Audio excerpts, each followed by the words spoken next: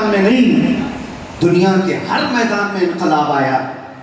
آج ہم کسی ریولیشن کو دیکھ کر کے، انقلاب کو دیکھ کر کسی ایک شخصیت کو یاد کرتے ہیں۔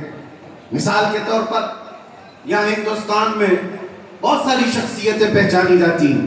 تحریک آزادی کو لے کر کے جن شخصیتوں کو ہم یاد کرتے ہیں، ان کا میدان ہے آزادی کی تحریک چلانا، ہندوستان کو انگریزوں سے آزاد کرانا۔ ان کی شخصیتیں مشہور ہیں، سب جانتے ہیں۔ وہ ہندوؤں میں بھی ہے، مسلمانوں میں بھی ہے، کرسچنوں میں بھی ہے۔ تو وہ تحریک آزادی ان کا ایک میدان تھا، اس کے وہ انقلابی تھے۔ کچھ وہ لوگ ہیں جو جہادت سے نکال کر کے علم کے میدان میں ایک انقلاب لانے کی کوشش کرتے رہے۔ کچھ وہ ہیں جو بادشاہت کو ختم کر کے ڈیموکریسی کو لانا چاہتے تھے، جمہوریت کو، وہ ان کی انقلابی شخصیت ہے۔ کچھ وہ ہیں جو کمیونزم کو لائے۔ دنیا کا ایک ایک میدان ہے جس میں انہوں نے انقلاب لایا۔ یہ صرف کائنات میں تنہا محمد رسول اللہ کی ذات ہے جو پیدا ہونے سے لے کر قبر میں جانے تک انسان کی ہر ضرورت میں انقلاب لا کر دکھایا۔ جب میرے آقا مدینے میں تشریف لائے تھے تو صرف 6 لوگوں کو لکھنا آتا تھا، صرف 6 لوگ قلم پکڑنا جانتے تھے۔ 10 سال کے بعد جب میرے آقا دنیا سے تشریف لے جا رہے تھے تو 80,000 لوگوں کو لکھنا آ چکا تھا۔ علم کا انقلاب اس دنیا میں اس سے بڑا کون لایا ہے؟ میرے عزیزوں، ایک صحابی ہیں، انقلاب کی بات آئی ہے تو کہتے ہیں یا رسول اللہ صلی اللہ تعالی علیہ وسلم، زمانہ جاہلیت کی ہماری 2 چیزیں ایسی ہیں جس کو یاد کر کے ہمیں ہنسی بھی آتی ہے اور رونا بھی آتا ہے۔ کچھ باتیں ایسی ہیں جن کو یاد کر ہم ہنستے ہیں، کچھ باتیں ایسی ہیں جن کو یاد کر ہم روتے ہیں۔ اس صحابی نے جب یہ کہا، میرے آقا صلی اللہ تعالی علیہ وسلم پوچھتے ہیں کون سی باتیں ہیں جس پر تم روتے ہو، جس پر تم ہنستے ہو؟ وہ صحابی کہتے ہیں ہنسنے کی بات تو یہ ہے کہ ہمیں عقل و شعور نہیں، ہم کو کس نے پیدا کیا، ہمارا رازق کون ہے، ہمارا خالق کون ہے، اس کا شعور نہیں تھا۔ تو ہم نے افواہوں پر یقین کرتے ہوئے اپنے اپنے خدا بنا لیے تھے۔ آٹے کے خدا بناتے تھے اور آٹے کا خدا بنا کر سفر میں بھی لے کر کے چلتے تھے۔ توجہ چاہتا ہوں۔ اور وہ صحابی کہتے ہیں جب راستے میں کبھی کھانا ختم ہو جاتا تو ہمارے خدا کا کبھی ہاتھ توڑ کے کھا لیتے تھے۔ آٹے کا تو تھا، کھانے کی چیز تھی، کبھی پیر توڑ کے کھاتے اور زیادہ بھوک لگے تو گردن بھی توڑ کے کھا لیتے تھے۔ وہ خداؤں کے ساتھ یہ حشر کرتے تھے۔ وہ صحابی کہتے ہیں آج جب ہمیں یہ بات یاد آتی ہے تو ہنسی آتی ہے کہ ہم جس کی عبادت کرتے ہیں اسی کو توڑ کے کھاتے بھی تھے۔ اور دوسری بات وہ صحابی کہتے ہیں یا رسول اللہ صلی اللہ علیہ وسلم، وہ باتیں جو یاد کر کے ہمیں رونا آتا ہے، وہ کہتے ہیں میرے خود کی 5 بیٹیاں پیدا ہوئی اور ہر بیٹی کو میں نے قبر کھود کر کے دفن کر دی۔ آخری بیٹی بڑی ہو گئی تھی، میرے سفر میں جانے کے وقت میں تجارت کے سفر پر تھا، میری بیوی نے بتایا نہیں اور بیٹی پیدا ہو گئی۔ ماں کیسے مارے؟ 4 بیٹیوں کو تو میں پیدا ہوتے ہی گردن مروڑ کر ختم کر چکا تھا، 5ویں تھوڑی بڑی ہو چکی تھی میرے آنے کے بعد۔ پھر جب مجھے پتا چلا 5ویں بھی بیٹی ہے تو اب تو وہ پہچاننے لگ گئی تھی، لیکن میرا دل اتنا سخت تھا کہ میں اس پہچاننے والی اور مجھے باپ کہہ کر پکارنے والی بیٹی کو بھی گھسیٹتا ہوا لے گیا اور اس کی چیخوں کو نہیں سنا، قبر کھودا اور اس کو زندہ میں نے دفن کر دیا۔ اس کی چیخیں میرے کان کو آج بھی اندر گونجتی ہوئی نظر آتی ہیں۔ رسول پاک صلی اللہ تعالی علیہ وسلم کے پاس وہ آ کر کہتے ہیں جب زمانے جاہلیت کی یہ بات ہم یاد کرتے ہیں تو سینہ کلیجہ منہ کو آتا ہے، درد ہوتا ہے کہ ہمیں اللہ تعالیٰ نے بیٹیاں دی تھی تو ہم عیب سمجھتے تھے، کسی کے گھر میں بیٹی پیدا ہو جانا یہ عیب تھا۔ یا رسول اللہ، آپ جو تشریف لائے منبر پر کھڑے ہو کر میرے مصطفیٰ نے فرمایا جس کی ایک بیٹی ہو اور وہ اسے حسن ادب دے کر صحیح جگہ شادی کر دے، میرے آقا فرماتے ہیں میں اس کا ہاتھ پکڑ کر کے جنت میں لے جاؤں۔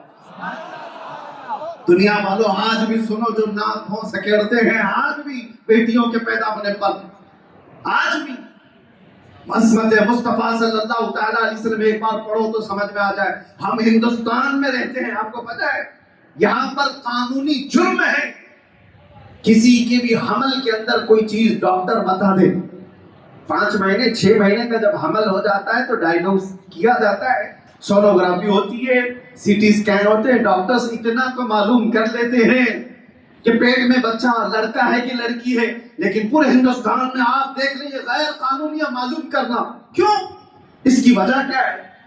ہم نے تو ہمارے کچھ ساتھیوں سے پوچھا انگلینڈ وغیرہ میں، کہا کہ وہاں تو ڈاکٹرز بتا دیتے ہیں کہ بچے کے آنے کی تیاری کر لیں. کہا ہمارے یہاں تو بہت بڑا جرم ہے، ہاسپٹلز میں لکھا ہوا ہوگا کہ اگر پوچھ بھی لے تو اس پر قانونی جرم کا مقدمہ دائر ہو سکتا ہے، اس پر فائن ہے کہ پیٹ میں کیا ہے. میں نے معلوم کیا تو پتا چلا آج بھی یہاں پر حاملہ عورتیں جا کر ڈاکٹر سے پوچھتی ہیں، اگر ڈاکٹر نے بتا دیا بیٹی ہے تو وہ حمل کو گرانے کی بات کرتی ہیں. آج بھی یہ اس ترقی یافتہ دور میں جب یہ باتیں قانون کیوں ہے آج کہ حمل کے اندر جو چیز موجود ہے پیٹ کے اندر بتانا غیر قانونی کیوں ہے؟ اس لیے کہ آج بھی وہ مانسکتا کے لوگ موجود ہیں جو پیٹ میں بچی کو پاتے ہی 5 مہینے اور 6 مہینے کا حمل ابورشن کرا دیا جاتا ہے، گرا دیا جاتا ہے. اور آج سے 1400 سال پہلے اس نحوست کو میرے آقا نے قدموں سے رون دیا. اور ایک نہیں، آپ کو یہ بھی میں بتاؤں، رسول کریم صلی اللہ تعالی علیہ وسلم کے لیے ایک بڑے دانشور نے کیا خوب کہا، حضور بیٹوں کے بھی باپ ہیں، حضور بیٹوں کے بھی باپ ہیں، لیکن بیٹیوں کے باپ پر رہنا سنت، بیٹوں کا باپ ہونا سنت. ہونا اور رہنے میں فرق ہے. حضور بیٹوں کے باپ تو ہوئے، لیکن سارے 3 بیٹے میرے آقا کے پیدا ہوئے اور بچپن میں انتقال کر گئے، لیکن بیٹیاں 4 ہوئی اور چاروں جوان ہوئی، اور چاروں جوان شادیاں بھی ہوئی. تو حضور کی سنت یہ بتائی گئی بیٹیوں کا باپ رہنا سنت. میرے آقا صلی اللہ تعالی علیہ وسلم نے دنیا کو یہ مزاج دیا جس کو تم گلا گھونٹ کر کے دفن کر دیا کرتے تھے، یہ حقیقت میں بیٹیاں تمہارے لیے عذاب نہیں ہے. ایک بار میرے آقا کسی جگہ سے گزر رہے تھے، ایک صحابی کہتے ہیں رات کا وقت تھا، ایک گھر پر بہت تیز روشنی آسمان سے اترتی دکھ رہی تھی. وہ روشنی ہے جو صاحب بصیرت دیکھتے ہوں. آسمان سے کسی خاص گھر پر ہی نور کا اترنا، روشنی کا آنا دیکھا جا رہا تھا. اس صحابی نے کہا یا رسول اللہ صلی اللہ علیہ وسلم، اس ایک گھر پر یہ روشنی کا منظر کیسا دکھتا ہے؟ میرے آقا نے کیا فرمایا، جاؤ اس گھر والوں سے معلوم کرنا، 2 میں سے کوئی ایک چیز ہوگی اس گھر کے اندر، 2 میں سے ایک چیز ہوگی، یا تو کسی یتیم بچے کی پرورش ہو رہی ہوگی یا آج ہی ان کے گھر میں بیٹی کی پیدائش ہوئی ہوگی. صحابی کہتے جا کر معلوم کیے تو ان کے گھر میں بیٹی کی ولادت ہوئی تھی. یہ رحمت عالم صلی اللہ تعالی علیہ وسلم نے بتایا. آج ہندوستان میں فخر کے ساتھ کہتا ہوں ہم اس رسول کے شیدائی ہیں جس نے عورتوں کو وہ بلند مقام دیا. 1400 سال کے بعد بھی تم ناک رگڑ کر کے بھی اپنی بہنوں کو اس مقام تک نہیں پہنچا سکتے. آج کے زمانے میں پھر میں کہتا ہوں یہ کتے ہیں جو عورتوں کی عزت کی بات کرتے ہیں. کوئی اپنی بہن کو آج عزت دینے والا نہیں. یہ وہ ترقی یافتہ دنیا ہے جہاں آج بھی ایپسٹین فائل کھولے جا رہے ہیں. عورتوں کی عزت پر ڈاکہ ڈالنے والے اگر عورتوں کی عزت کی بات کریں تو یہ شرم کی بات ہے. یہ ایسی شیطان ہیں جو فجر کی نماز کی بات کر رہے ہیں. ان کے منہ سے عورتوں کی عزت اچھی نہیں لگتی ہے ہی نہیں. ریئل میں جو عزتیں دی ہیں میرے آقا نے دی، اور شادی بھی میرے آقا نے فرمائی تو سب سے پہلے 25 سال کی عمر میں 40 سالہ بیوہ خدیجہ الکبریٰ سے نکاح فرمایا. جب عورتوں کو بیوہ ہونا بھی ایک اپشگن کہلایا جاتا تھا. آج بھی ہے، آج بھی ہم تو بہت بدل چکے، لیکن یہاں تو ستی کی رسم بھی تھی. ہندوستان میں ستی کی رسم بھی ہوا کرتی تھی. شوہر اگر مر جائے تو عورت کو ساتھ میں جلا دیا جاتا، اس کو جینے کا حق نہیں تھا. تھوڑا اپ گریڈ ہوا زمانہ تو پھر یہ کہا گیا کہ چلو اس کو جلایا نہیں جائے گا، جنگلوں میں چھوڑ دیا جائے. اب اور اپ گریڈ ہوا تو اتنا کہہ دیا گیا کہ ٹھیک ہے بنا و سنگار سب نکال دیا جائے، کسی ایک خاص جگہ میں اس کو رکھ دیا جائے. ودوا کو کہیں اچھی محفلوں میں آنے نہ دیا جائے. کوئی بھی محفل میں آئے گی تو اپشگن ہے، کام برے ہو جائیں گے. یہ دنیا کا تصور تھا. عورت کا بیوہ ہونا کیا اس کے ہاتھ میں ہے؟ کیا وہ اپنے اختیار سے بیوہ بنی ہے؟ کسی کا شوہر کبھی بھی مر سکتا ہے، اس میں کیا قصور ہے؟ لیکن زندگی بھر وہ یہ عیب سہتی رہتی تھی. آج بھی بہت ساری جگہوں پر ان کو معاشرے سے الگ کیا جاتا ہے، مگر میرے مصطفیٰ صلی اللہ علیہ وسلم نے ایک نہیں 9 بیویاں ایسی نکاح فرمائی جو بیوہ تھی مطلقہ.